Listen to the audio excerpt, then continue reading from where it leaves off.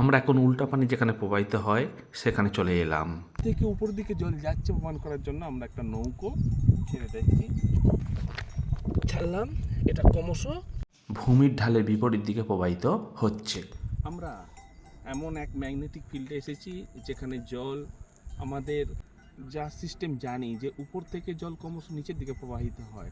এখানে জল এদিকটা নিচু আর এদিকটা উঁচু, ক্রমশ নিচে থেকে উপর দিকে প্রবাহমান।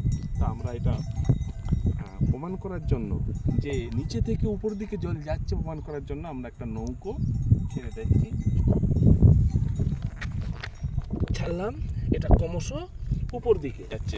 কাগজের নৌকোটিও জলের স্রোতের সাথে ক্রমশ অগ্রসর হচ্ছে এবং জলের স্রোত যেমন তীব্রতায় যাচ্ছে নৌকোটিও ঠিক সেরকমভাবেই যাচ্ছে।